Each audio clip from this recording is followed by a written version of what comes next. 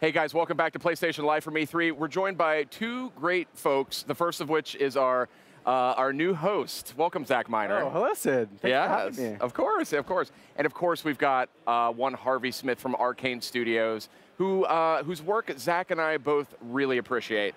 You've worked on some incredible games over the years. Deus Ex, Dishonored, Dishonored 2, and now Dishonored, Death of the Outsider. So we're here to talk a little bit about that. That's sort of the next experience in Dishonored 2. So no spoilers, but based on the title, well, I don't know. Tell us what's going on there. Yeah, so Dishonored, Death of the Outsider features one protagonist, Billie Lurk, who's kind of a fan favorite.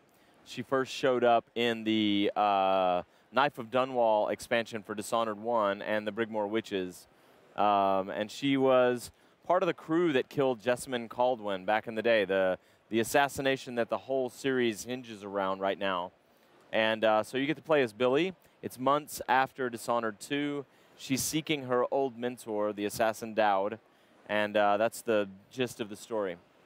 Now, this is Billie Lurk, a.k.a. Megan Foster, the badass one-armed ship captain from Dishonored 2, right? So are we going to be visiting any of the kind of people or places from Dishonored 2 in this? I feel bad because that's a spoiler for people that have not played Dishonored 2 yet. But, well, you've had months to play the game. Yeah, come on. Anyway, yeah, so during Dishonored 2, she exists under an assumed name. She's the captain of the Dreadful Whale, and she seems like a lost character. In Dishonored Death of the Outsider, she's really found her footing. She has purpose again. She and Dowd conceived this plan to kill this godlike figure that they see as responsible for so much misery in the world. Now, in answer to your question, you do revisit some spots in Karnaca, but there are also new locations. And there are some locations that are revisited but have changed heavily also. Dowd is kind of an older figure in this game. He's near the end of his life. It's 15 years later. And Billie is the protagonist, as I said. It's a standalone. That's right. One important feature about it. You don't have to have Dishonored 1 or Dishonored 2 in order to play Death of the Outsider. That's a bit of a trend we're seeing these days, right? Yeah, it's interesting, but it leads to all kinds of fascinating stuff. Like, what if this was someone's entry point to the Dishonored series? Yeah. They never played any of it, and they go out and they play Billie Lurk. It's a standalone adventure. It's a little shorter than a full release. It's priced at $29.99. But it is conceivable that some people will pick it up, and it'll be the first time they played a Dishonored game. Badass supernatural assassin, sneaking or killing, jumping rooftop to rooftop, using magic and weapons to take down like corrupt aristocratic faction leaders. Now, the Outsider, clearly a very powerful and central figure in the entire Dishonored series here. So give folks who may not know what the Outsider is, just a quick intro, kind of what he represents to the series. Yeah, what we know about the Outsider so far is that in our alt reality, the Empire of the Isles, there's no concept of Earth-like gods. There's just this figure who's been around for 4,000 years. We say that the cosmos always hungers for some divinity. So even if that god figure was destroyed or whatever, eventually a new one would be born, and it'd take a different form every time. And so the Outsider exists for the last 4,000 years. We know from the past games that it was originally a young man who was sacrificed by a cult to take on this role as this divinity. And he offers people enormous power and then watches what they do with them.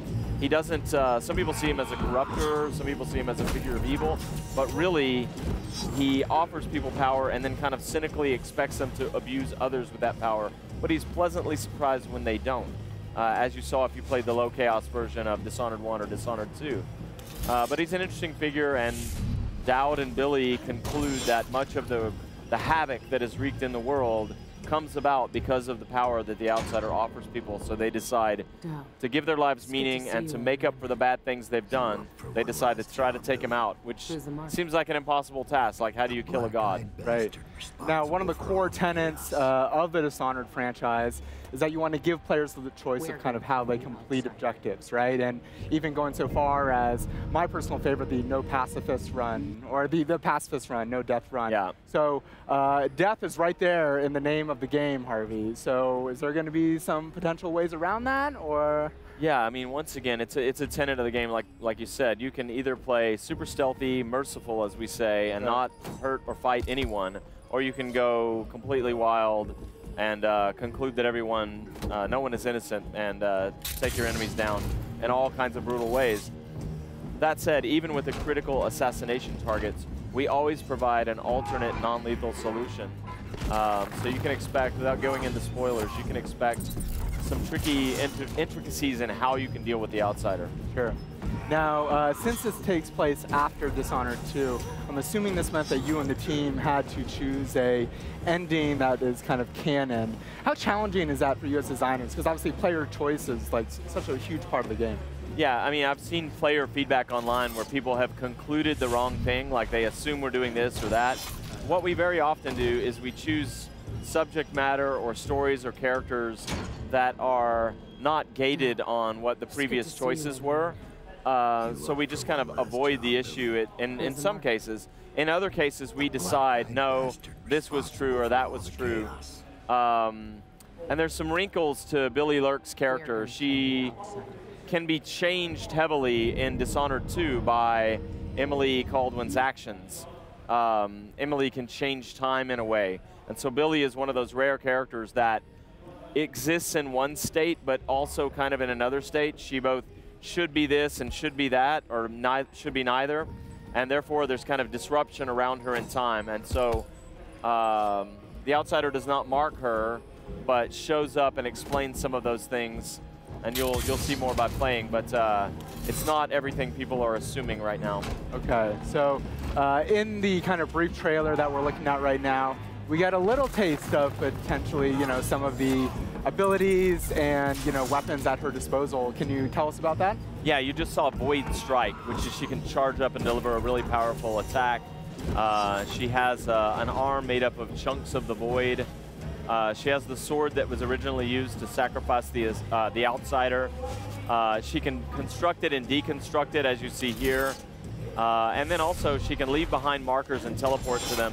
It's different than Blink. It's called Displace, and that's what we just demonstrated there. It effectively allows her to move through walls back to a place where she was before. Now, does the outsider know that Billie's coming, and what steps is he taking to prepare for that? Well, I don't want to spoil too much of the story, sure. But there are some directions along those lines related to the outsider's character and how he feels about the whole thing. So I think you touched upon an interesting point for sure. Yeah. That players are going to discover as they go through the game. The other question I got is, the outsider is sort of one with the Void. How would you describe the Void in Dishonored? Yeah, we see the Void as this eternal thing that's almost a conscious... like a primal energy or something. Yeah, exactly, a primal entity or energy.